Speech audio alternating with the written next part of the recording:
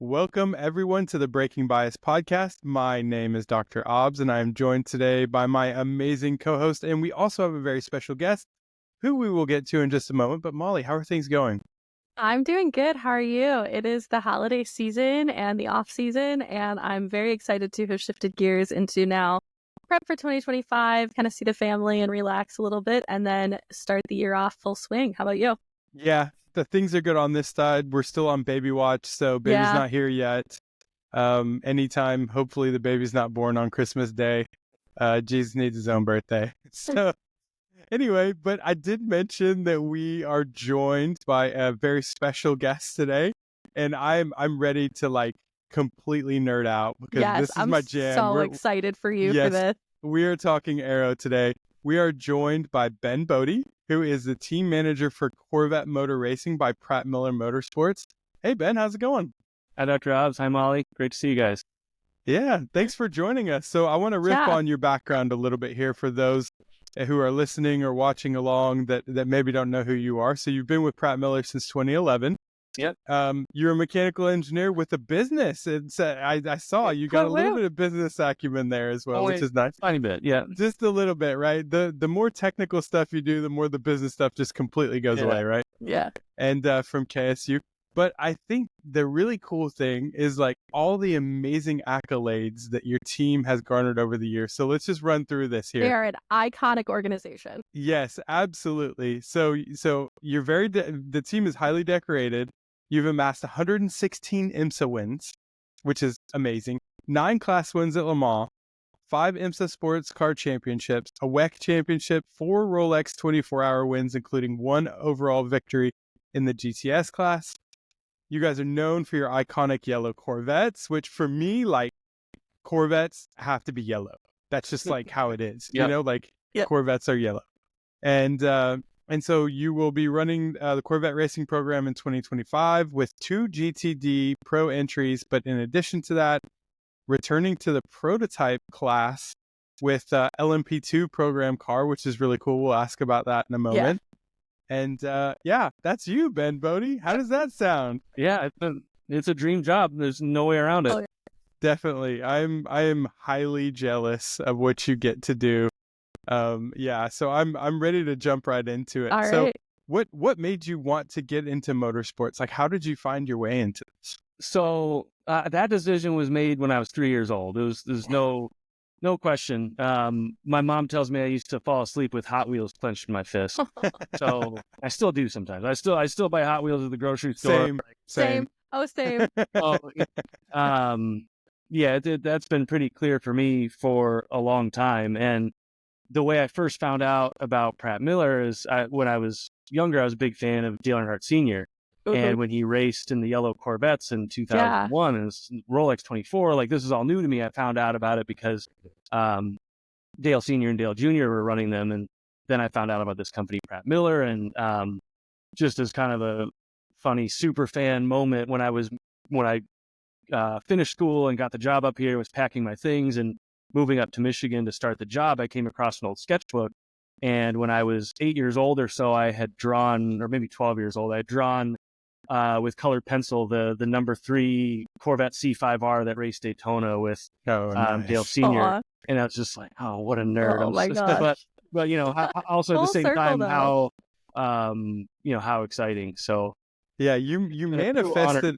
You did manifested this that from a young age. That's exactly what happened there. Yep. Yeah. So it's an honor to be a part of it. And, it's not all the accolades you just listed off are not my responsibility, right? So I'm just a very small piece of that.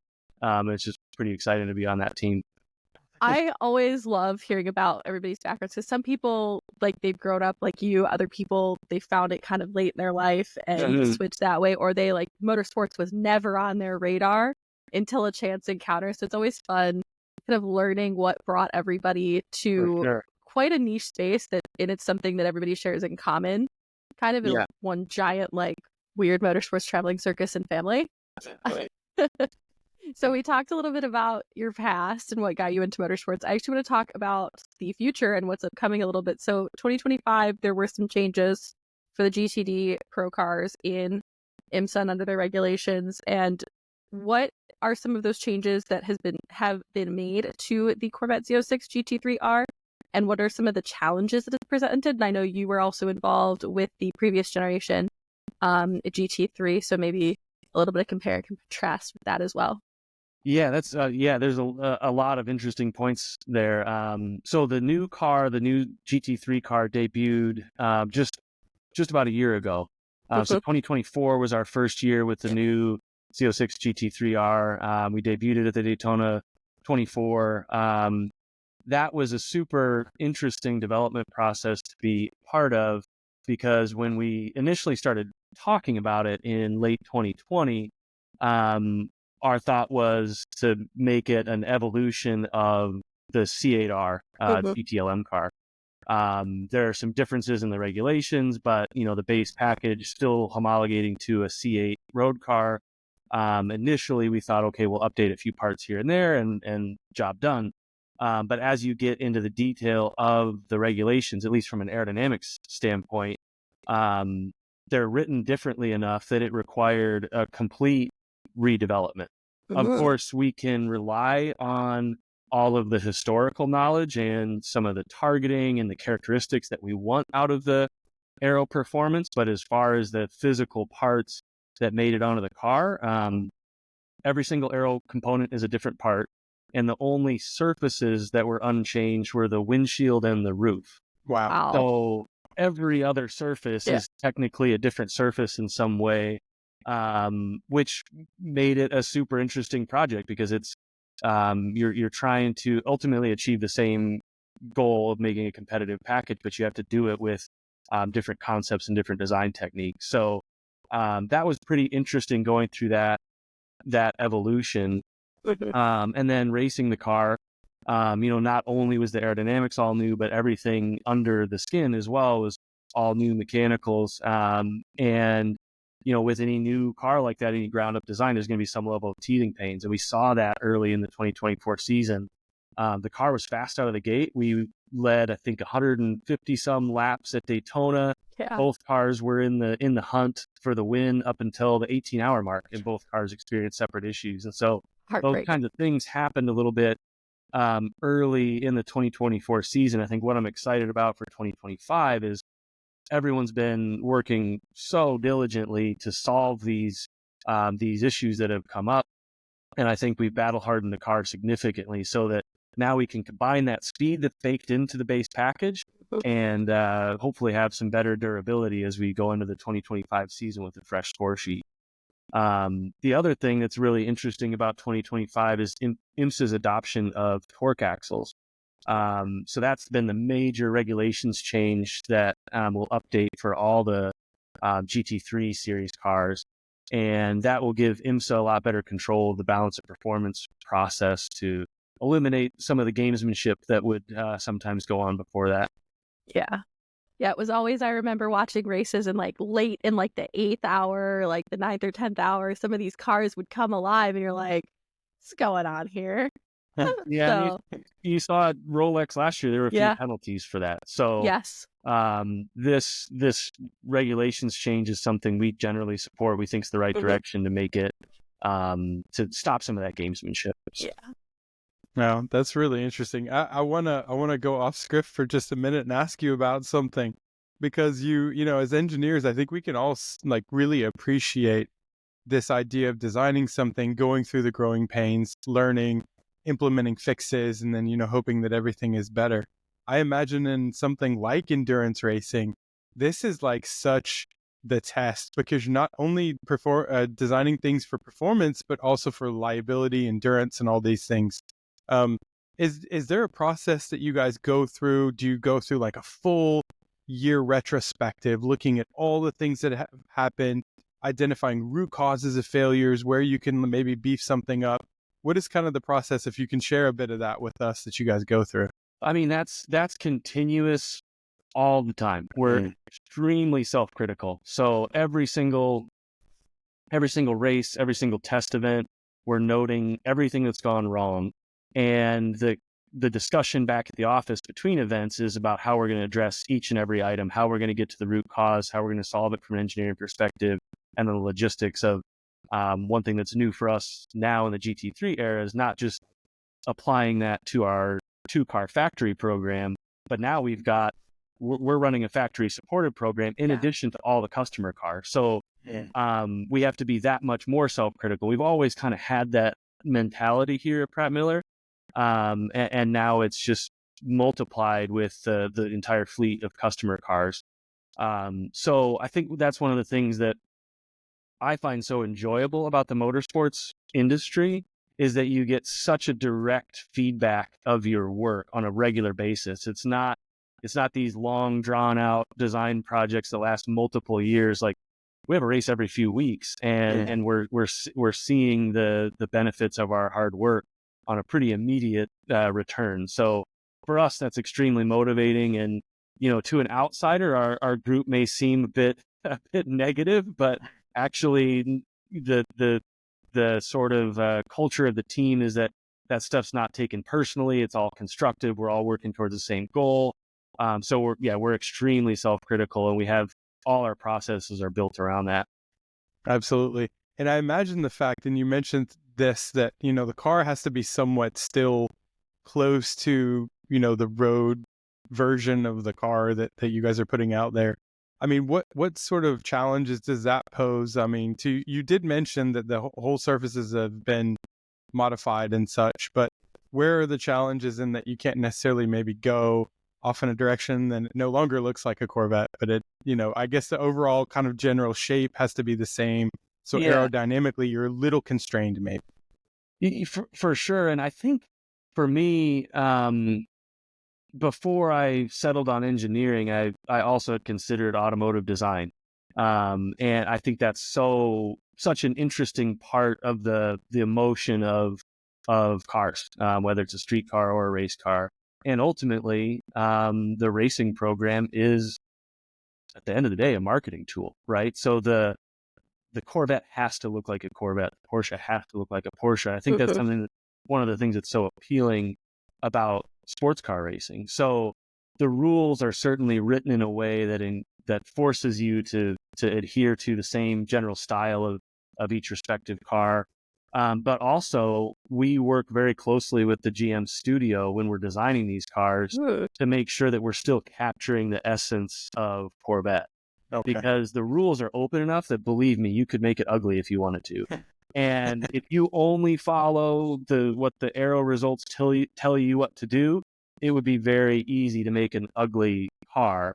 Mm-hmm. And for us, it's important to make the car, to make it look right. And I think that's part of what's so much fun about aerodynamics is it's not yet such a well understood science that we can just put it into a simulation and have it spit out an optimized result. There's still a little bit of art and creative interpretation involved. And when you work directly with the stylists to incorporate what they want from a look perspective, but then also prioritizing the performance and the performance characteristics, to me, that's just a really interesting process. And for sure, there's a little bit of headbutting in that process at times, but it's usually because everybody's passionate enough about it that we all care. And overall, I think it's just a lot of fun. Yeah, it sounds like it's a really fun collaboration of minds. Also, the traditional product wants this, but engineering wants this for function, and the headbutt that usually occurs across other orgs happens there too sometimes. Yeah. So while we're talking about the road car a little bit, obviously racing is a marketing tool. It's also arguably, in my opinion, the fastest science lab in the world, where y'all learn a ton, roll and take it to road cars, or even just actually apply to your programs. One of my favorite things to come from racing, I believe that was from you guys, was actually the rear view camera that are in road cars today. That was pioneered by you guys in race cars at night. So from the road to track to customer innovation, do you guys see any of that? Does this Corvette having a hybrid option, is there something there with that you have learned, or are there other things to learn? I think that was a very long-winded way to be what sort of racetrack to road car do you see, or road car to racetrack learning have you guys seen from the Aero side or from the car side so far? Yeah, that's a great question. I'll have to be a little careful with my answer. That's fine. But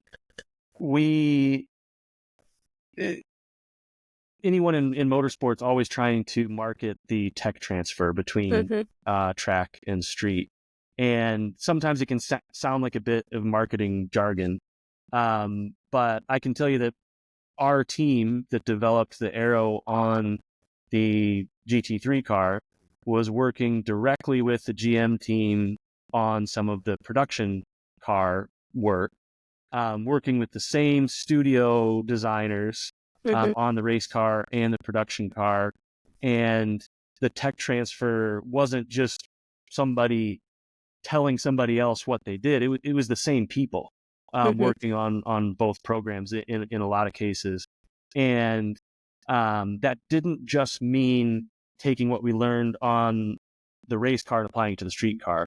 It actually went both ways. There were some concepts that we came up with working with the street car that we said, oh, we should try this on the race car. But I think an interesting part of that is that although there's been a lot of that tech transfer between the two, the cars are actually very different in their aerodynamic design and concept overall. So, the tech transfer on Corvette is very, very real because it's the same human beings working on both. So that's been a really cool thing to be involved with. That's really cool. So now it's time to dive into the weeds, Ben. I hope you're ready. Sure. We're gonna get deep. So I think I saw a video where you were talking about some of the changes that are on this year's version of the Corvette, and you mentioned something about the front splitter and how that was different this year. So I want to, a lot of our listeners are mostly Formula One fans, and though they're familiar with front wings, but we also have, lots of listeners that are NASCAR fans. I know Denny Hamlin this year was really going off about splitter performance and like how when you're trying to follow a car and, how the splitter downforce from the splitter can get quite disturbed from the turbulent wakes and things like that. So explain to us about the importance of a splitter, what a splitter does, and kind of whatever you can share from the Corvette that was unique with the splitter design. Yeah, we'd love to hear about it.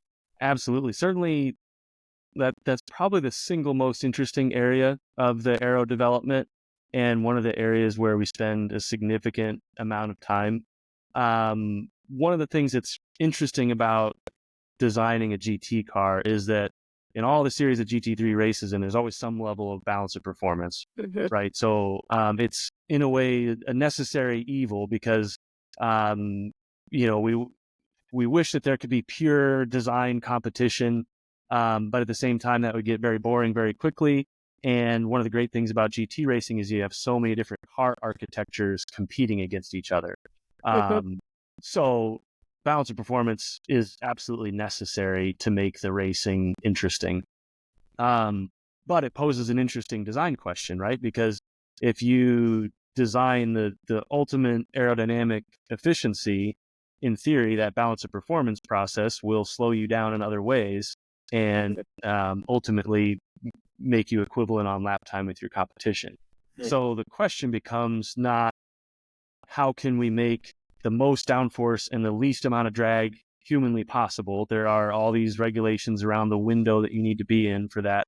The question starts to become, what's the aerodynamic characteristic that you want in a car to continue to put in fast laps for a 24-hour race with multiple different drivers and driving styles, with platinum drivers or bronze drivers, a wide array of different skill sets. How can you make a car that's easy to continue to drive fast for a long time? And that's where we think the advantage comes in. And a lot of that is controlled by the design of your splitter and the front underbody. So GT cars tend to be very sensitive to ride height with ground effect aerodynamics. As you get closer to the ground, you make more suction on the underside, and that change in downforce with ride height, with as much downforce as these cars have, really starts to dominate the driving behavior of the car as far as the driver's concerned. So that's one of the key areas of focus throughout the whole Aero development process. One of the cool things about the way that we approach it is before we even draw a single surface in CAD, we are on the simulator both the driver in loop simulator and also our lap time simulation to determine what kind of aero behaviors we want. So we can do that fictionally without even having designed a car yet. We can manipulate the aero maps that go into that simulation and decide what sort of characteristics would be advantageous compared to the previous generation car, and then define those targets, decide on the metrics to measure those targets, and then go design parts to try and find that behavior. And that's exactly what we did on C7R, C8R, and now the new GT3 car is through simulation, figure out what we want, and then go try to find those gains in the wind tunnel in CFD. So that's sort of our guiding light throughout the whole process. And it makes the decision making a bit easier because you've sort of front loaded the decision. This is what we want. And once you get closer to that with your performance metrics, you know which part to choose. So I want to follow up on this because I'm glad you mentioned Aero Map. And we do have a question later about Aero Maps and kind of how how you validate Aero Maps and all this stuff. But for a lot of our listeners that are Formula One fans, I think over the course of the 2024 season, one of the things that was highlighted was around this very thing that you were mentioning in terms of, maybe not chasing peak performance, but chasing like a wider map, a map that allows you to have better performance over different track types, different corner types, and things like that. So it sounds to me like what you're saying is that with changes in ride heights based on balanced performance or any of that kind of stuff, chasing maybe like an optimal mega downforce range where your aero map is super narrow is going to harm you far more than maybe finding an aero map, a la like McLaren. It seems like this last year was really balanced over all different kinds of tracks, which tells me that their map and their dynamic platform control was probably very good, but allowed them to just be fast in all different kinds of corner types. And this, I guess, means that you're chasing just a more balanced map. Is that right? Absolutely. I mean, it would be easy to develop a car that's just diabolical for the driver. And there's two different parts of that. There's at a given track going through the corner phases of braking the mid corner to exit as the car's changing ride height, how much the balance shifts and how it responds to roll and crosswind and everything else can make the car either very easy or very difficult to drive. But then also your range of adjustability. I think this is true in GT racing as much as it is Formula One and IndyCar. Your ability to adjust from tracks like Daytona to Long Beach, you run very, very different setups. And so being able to adjust your wing and your aero balance from track to track is key in making sure that you can have a performance advantage at all those races. So that's on the forefront of our minds throughout the whole development process. Of course, all these regulations with homologating the car. One thing that's becoming fairly unique, and F1 being the prime example, is that they can continue to develop and bring new aero upgrades between different events. Once we homologate, we can't change it. So we effectively have one shot at it in the homologation process, all the design leading up to that. And then we are married to that design for the next few years. So it sort of puts the emphasis on making sure that that's the package we really want. And of course, we do a lot of simulation and a lot of track testing before we commit on that. But it's quite the commitment for sure. I have a couple follow-up questions. Do you guys, this just might be, I don't know the GT regs as well as I know the GTP regs. Do you guys not have the opportunity for jokers like the hypercars do? I think they get for homologation. There are, but to do the if you did anything with the aerodynamics, you'd have to re-certify with an FAA homologation test, and that's quite a process, both financially and preparation-wise. So usually the GT cars you introduce a new car, and then there's usually an Evo package or multiple Evo packages, and then another car when. So you're kind of stuck with that design for quite a while. Okay, better make it good. The other question I had was, you talked a lot about how there's so many different cars you're racing against in your class, and we were talking about the front end and I was talking about the NASCAR front end and the loss of downforce, kind of had a little light bulb. Do you guys design for or try to design for minimum like effect of like the wake off of your opponents? If you know that this car is kicking a wake in this way, it's going to be harder to pass, or you're trying to predict for downforce loss that way because there's so many different shapes to your opponents, whereas like the Cup cars, they're all the same. I can't go into a ton of detail on that one, but of course, I can say it is an incredibly complex problem. Accurately solving the aerodynamics for one road car is not something that's been perfected in CFD yet, and probably won't be for a while. Yeah. Solving multiple cars, whether that's physically or in simulation, is an incredibly difficult task, but super interesting. Yeah. So we talked about the front now and the spoiler. Let's go to the diffuser. In Formula One, we're looking ahead to a massive regulation change that's coming in 2026, and there's a lot of big changes to the diffusers. But I noticed, for instance, there were some changes as well to the Corvette. I think the kick line is moved, so you've got, I think it's maybe a little bit further forward. I think I saw, and then you maybe also have some changes potentially to the strakes and sort of the strake patterns. I'm really happy because Formula One in 2026 now, at least in the technical reg set we've seen, that there's a version of some strakes which are coming back, which is kind of cool because I'm a fan of diffuser strakes. Talk to us a little bit about diffusers, why diffusers are important. You know, you talked about the front being very important. How important is also the diffuser? And then whatever level of information you can go into about some of the key challenges in designing a diffuser would be really interesting. I'm going to make a terrible diffuser pun. You're going to tell us how much they suck, right? Yeah, you got it. So,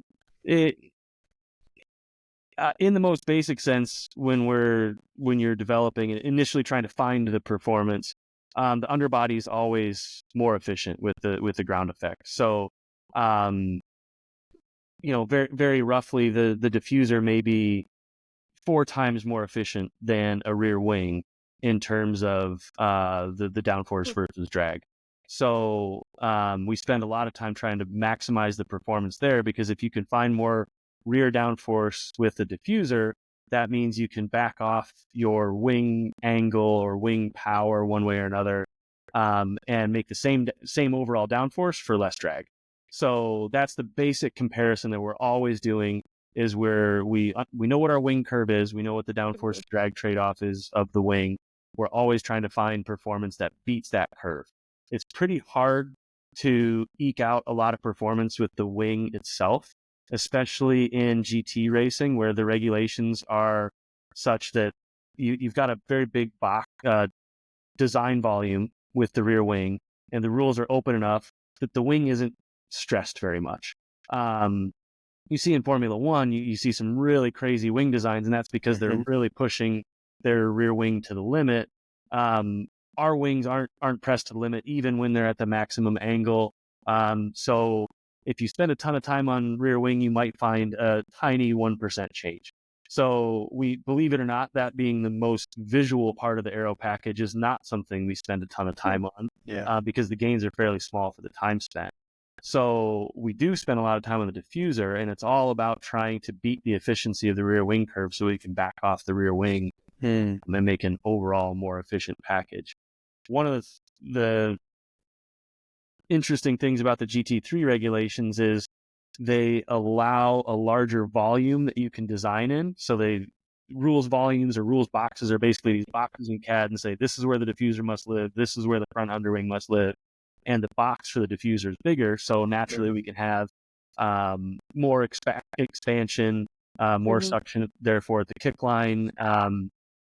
But the caveat is they allow less strakes than the old GTLM cars did.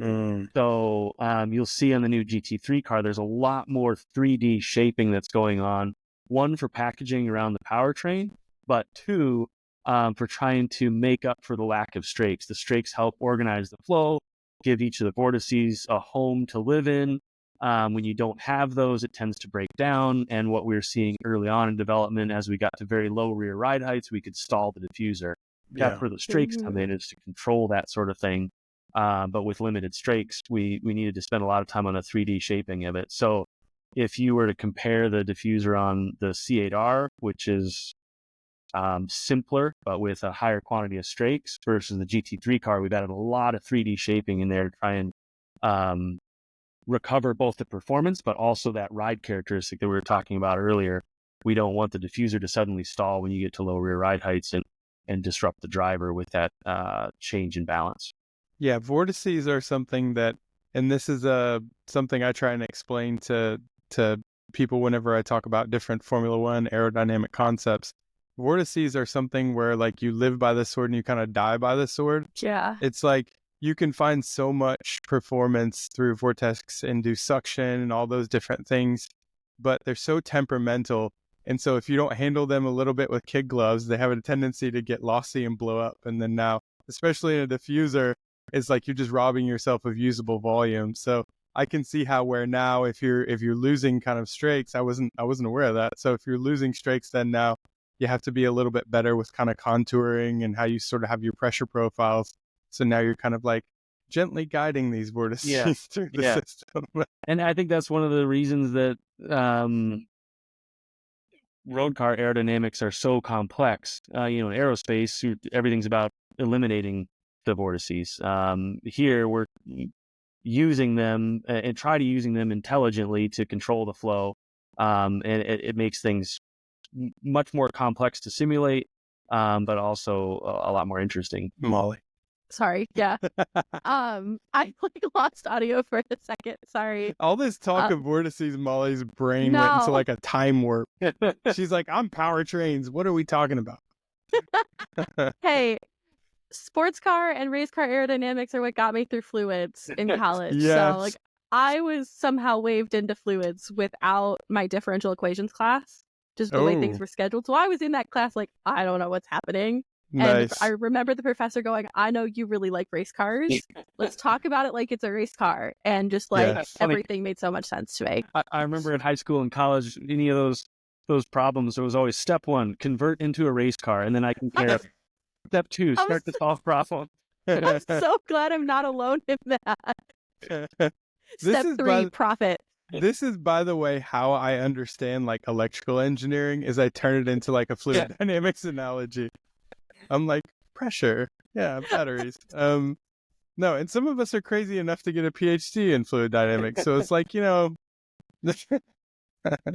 Molly. All right, back on track, pun intended. We talked a little bit about your aerodynamic development process and how you guys will start without ever even touching a surface in CAD. What do you guys see as like the potential next steps if you were to do an Evo? If you can talk about that, or what do you see as the next steps in a car that you're kind of married to now that it's homologated? Yeah, that's a good question. So I'm trying to think of how I can answer this without divulging too much detail. But as I mentioned, we've been involved with the road car aero team.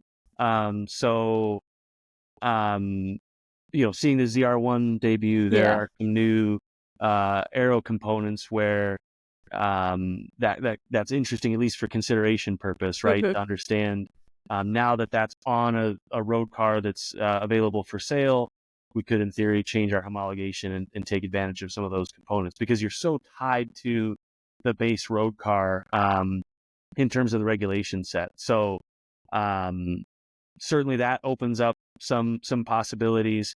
And then this one's a bit more general, but what we tend to see is every time we're able to go through a wind tunnel development cycle, we make the car better in some way. Yeah. And we don't necessarily know ahead of time exactly which part's going to find us the most gains. We have our theories, and we use CFD to develop the concepts, and we draw a bunch of different part options in CAD, and we take them to the wind tunnel, and then we let the tunnel and our metrics and our process tell us which parts we need to keep on the car.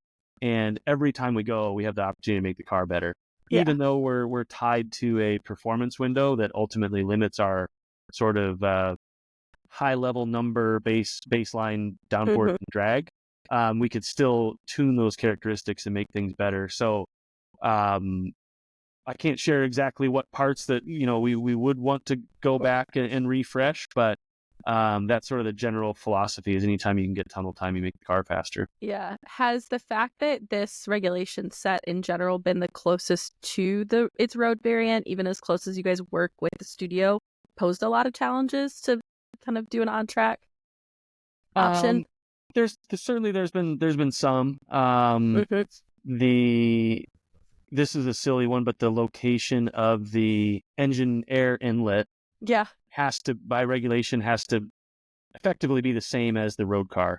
Okay. Front engine cars have a little bit more freedom, but the mid-engine and rear engine cars, the way the rules are written, you're effectively stuck with the road car intake location. And one of the issues that we had on the race car, which doesn't exist in the road car, is we're kicking up rocks and debris off our front tire into the air inlet.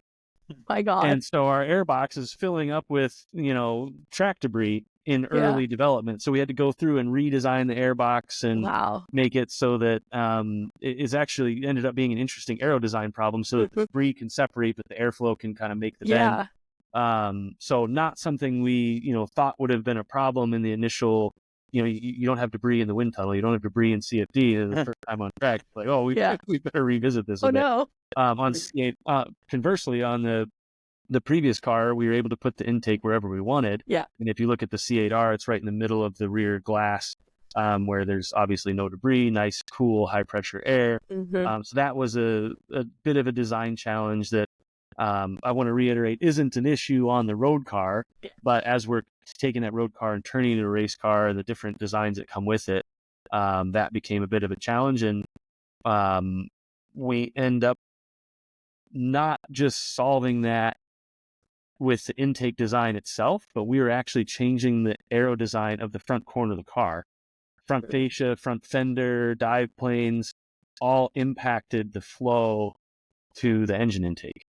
So if we know that we can maximize our performance as much as the regulations allow in the performance window, we can actually give up a little bit of performance on the front end of the car, knowing that we can make it up elsewhere. Yeah. To maximize flow and flow quality to the engine intake. So believe it or not, that one little detail in the regulations and the location of the road car intake led to a lot of development work far on the completely other end of the car. Yeah. So that's just reiterates the whole point of aerodynamics, that everything's so interactive. You cannot only change one variable and change one output with it. You change one variable and you get 10 outputs light up different, and you have to decide if that part's better or worse. Yeah. And that's a really interesting point because because your airbox is there on the side of the car, sort of along the just in front of the rear tire, right? That's where you're bringing in that air. And then as you turn and the front tires are also moving relative, this is also changing your flow patterns and everything. So how you're conditioning that flow, or how you're managing that using diplane vortices or whatever to just sort of dissipate some of that and inject some CPT and energy into the system, you need, because you also need that energy to cool, right? So you don't want to ingest trash either. So trash air, not rocks. And going back to the point about vortex management, a lot of the shaping of the front of the car is all to control that flow, along the side of the car, not just for engine intake, but our AC coolers back there. We've got the rear brake cooling, all very critical. And the entire flow structure along the side of the car is designed to maximize the airflow to all of those inlets you see at the rear. Absolutely. Okay. So we talked a little bit about aero development. We hit on aero maps. I want to ask a little bit about how you develop the maps. So you first talked about developing maps, and I think this kind of goes along the whole thread of how you develop a car. So firstly, you do it in a computational space. Then you mentioned wind tunnel, right? And then track. Along the way, you have to develop correlations as well, because you mentioned turbulence and CFD and everything. I mean, this is it's an open problem, and you use assumptions, and then you try and then refine the assumptions as you go, based and correlation coefficients and all these things. Talk to me about like how you go through the process of creating that map, and then how you kind of validate that map. Because I've heard some amazing like horror stories about like days and nights and long hours in the wind tunnel through like all the different dynamic ranges to generate these maps. Tell me what this is like. Yeah. So,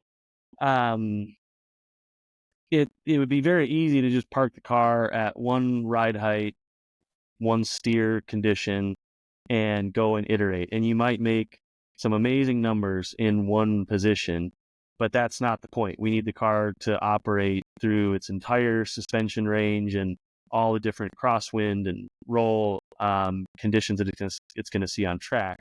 So step one is using real data to determine where the car is spending time and when it matters if you have more downforce or less drag.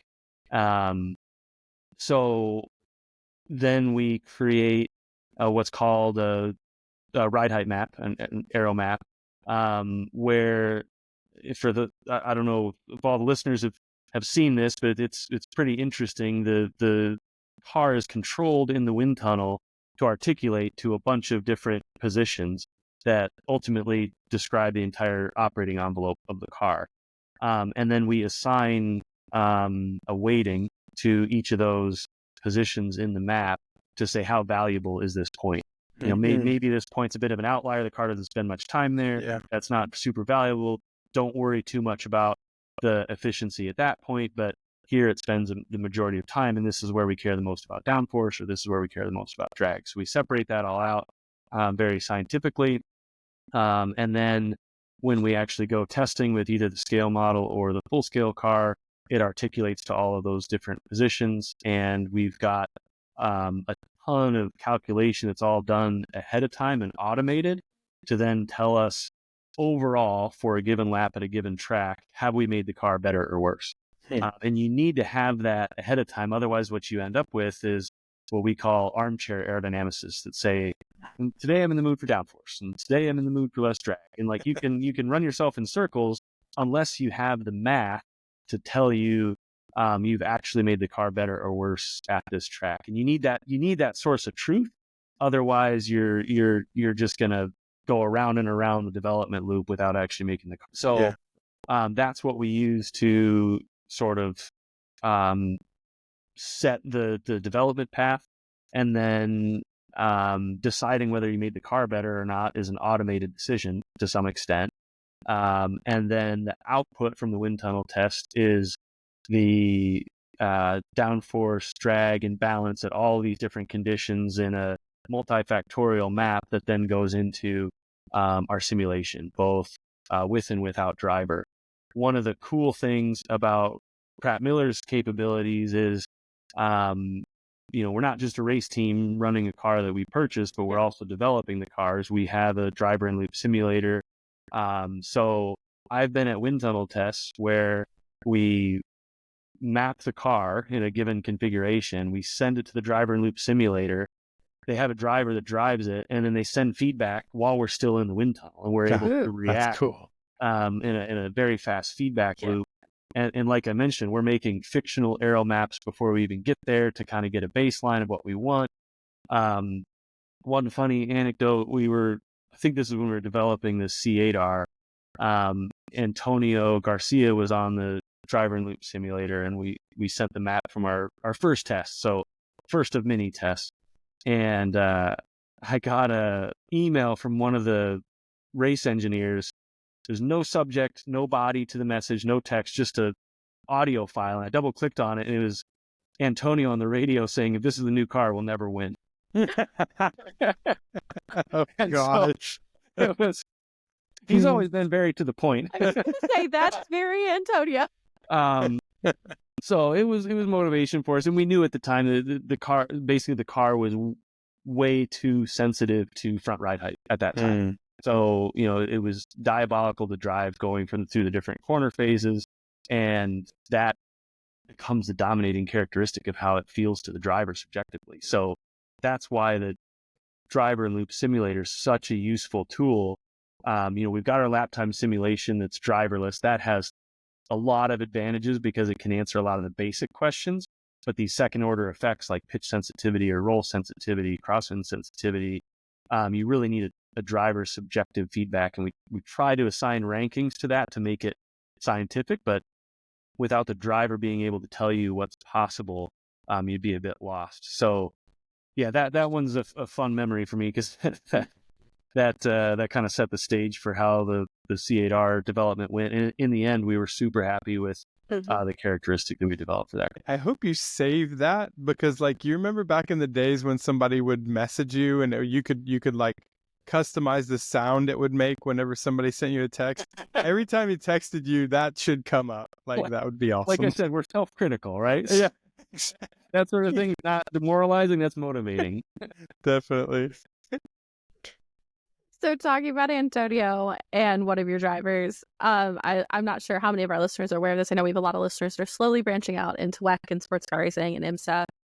There are co-drivers and multiple drivers per car, depending on your race length, up to 4 basically. And so how difficult is it to manage the differences across your driver lineups in the car and what they may prefer versus their co-pilots aerodynamically or with feel? Yeah, that's definitely each has a little bit different style, and some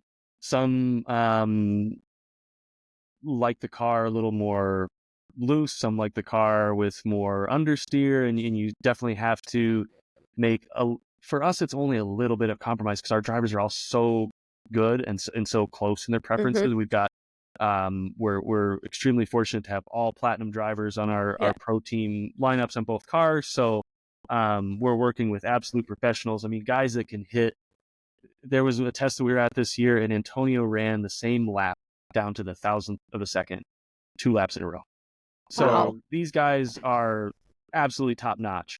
I think that question becomes a lot more interesting in the AM classes when you have a pro driver and an AM driver, and for sure, those drivers will want a different setup. We've got embedded engineers from Pratt Miller with several of our customer teams, and so we know the challenge there of trying to make both the pro driver happy and the AM driver, because you can make the car a lot faster for the pro, but you could make it undrivable for the AM. So for sure, there's a lot of compromise there and trying to make a safe setup. And it goes back to why we put so much effort into making sure the base platform is something that multiple drivers will like. So as we're developing the car, before we've locked down everything in the homologation process, we will intentionally make changes to some of the parts on the car in actual track tests, not just in simulation or the wind tunnel, but on track. And we'll do that with multiple drivers and get their subjective ranking to try to make sure it actually lines up. So just to kind of complete the loop on that process, C8R was a really nice example of the full sort of Pratt Miller Aero process in a nice, tidy development study. When we first started, we started in the simulator, and we developed fictional maps to develop what we wanted.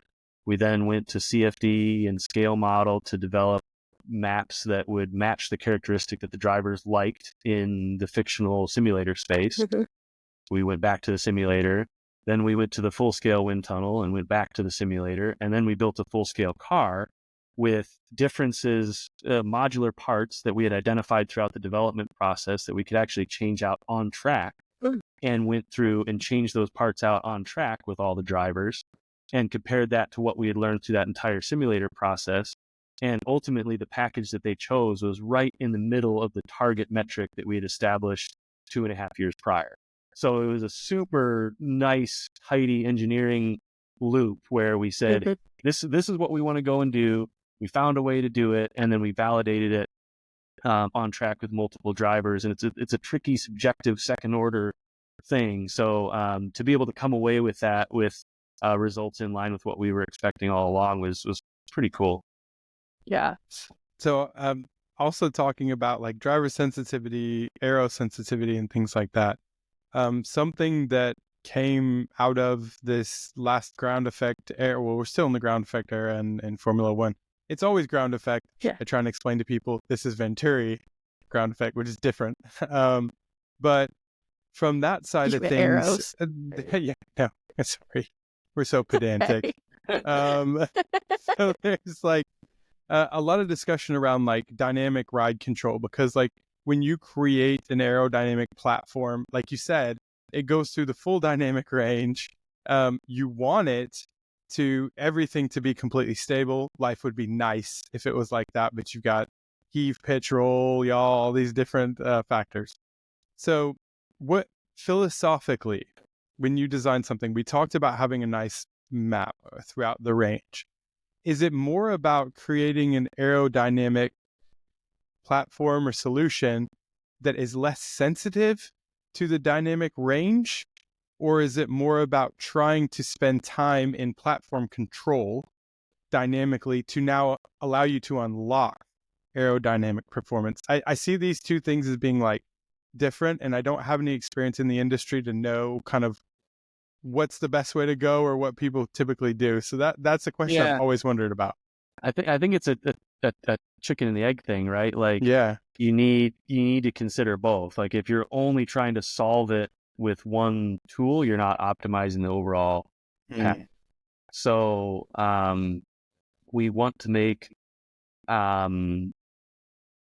it's interesting because we want to make the Aero package consistent and predictable, but that doesn't mean that we want to eliminate all sensitivities. That was one of the interesting things that we found throughout the simulation work with the fictitious maps is we can make a map in the simulation that just has the same downforce and the same drag at all points.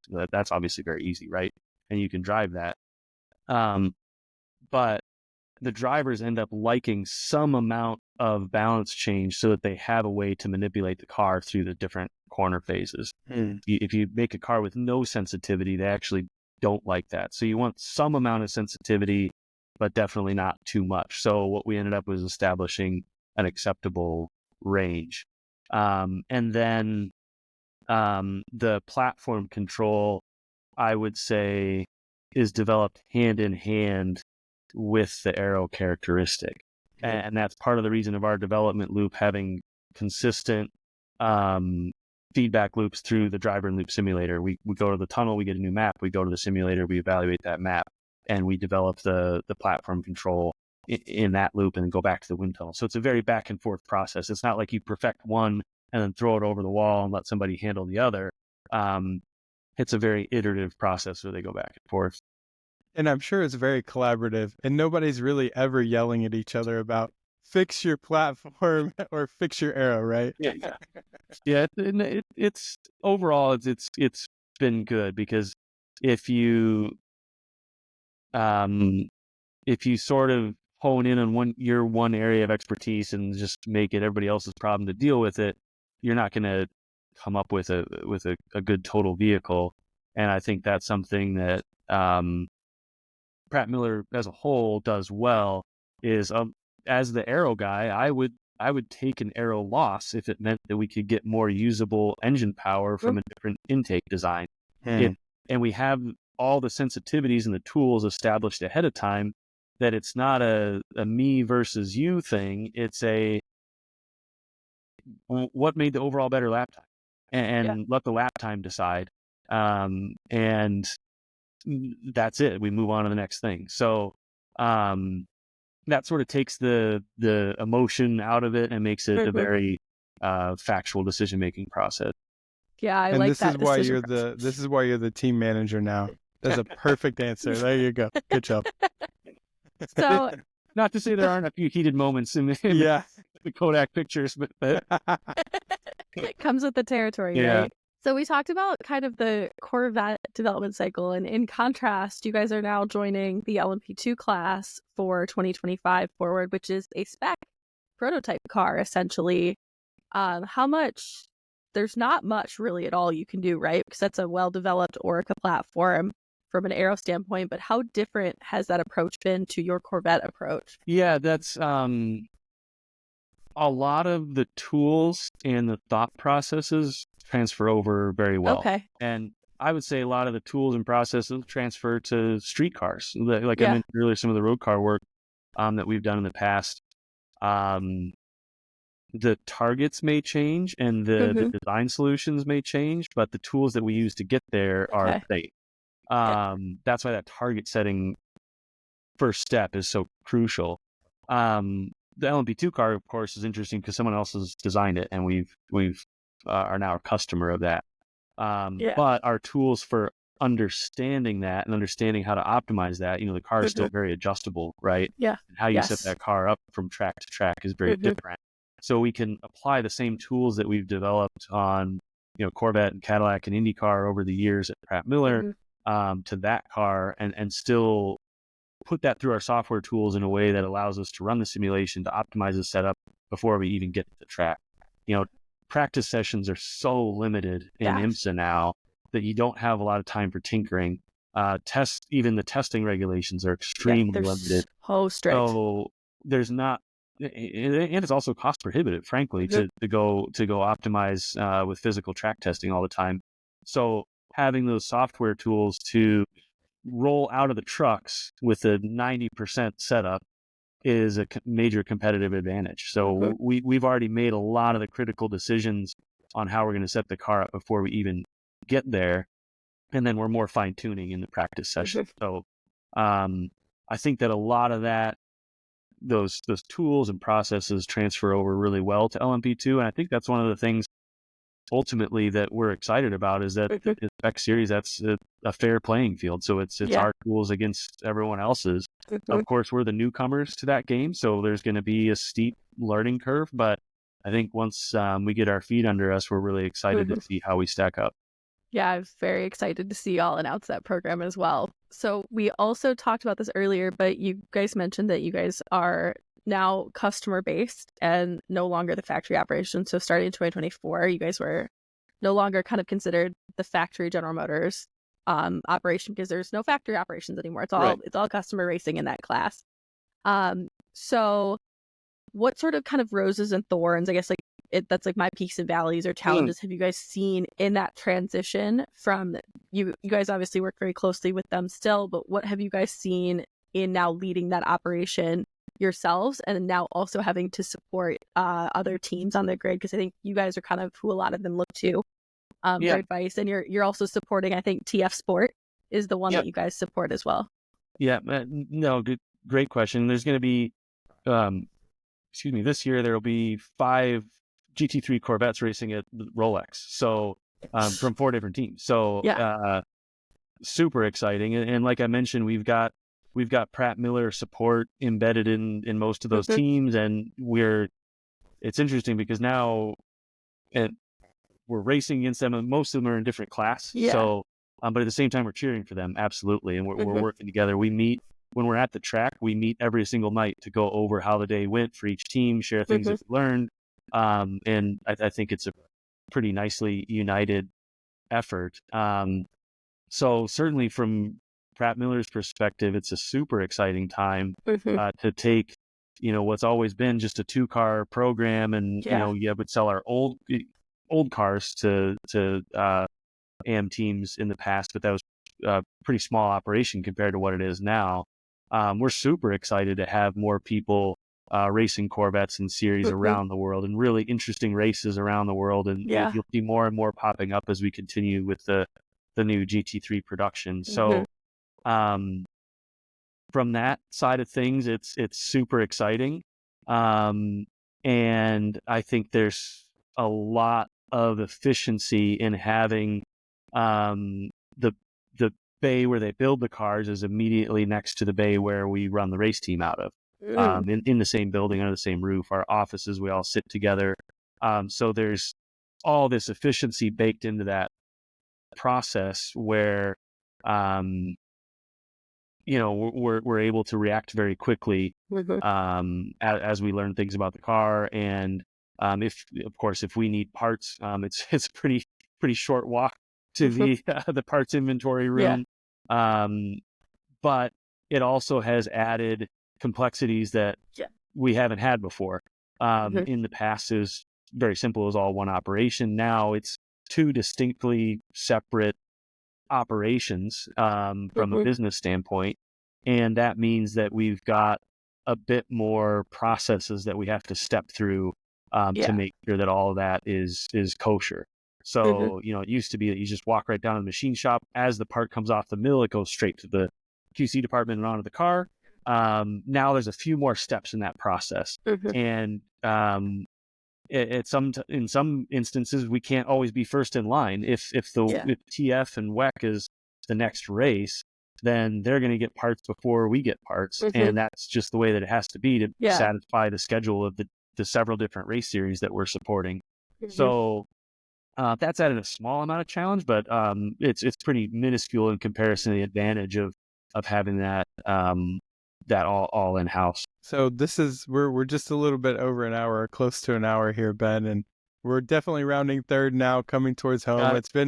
It's been really enjoyable, but we do have one last question here. I think one of the things that I get asked quite a bit, and I'm sure you also get asked quite a bit, is if someone is interested in getting into motorsports, and especially as an aerodynamicist or as a team manager or whatever, what sort of recommendations might you have? I mean, it is a very, competitive area. Lots of people want to get into motorsports, but what tips might you have for people to get into it, and what are maybe some resources they can go to maybe learn more? Yeah, it's a good question. I'd say it may sound a bit cliche, but the sweat equity is sort of irreplaceable. A lot of the people that I've known in motorsports, whether it's on the design and development side or track side, that have been successful are the ones who are willing to put in the work. And a lot of times that means volunteering for the work that nobody else wants to do and doing that for a while, and with that, you gain experience that's ultimately priceless. And pretty soon you become the go-to person to answer questions and help with things and jump in. And so I think before you decide to jump into the motorsports industry, you have to ask yourself if it's something you really feel passionate about, because hard work is rewarded in this industry. And that means the work-life balance isn't always great. And it tips the scale towards work quite often. But that's because we live in such a competitive, fast-paced environment.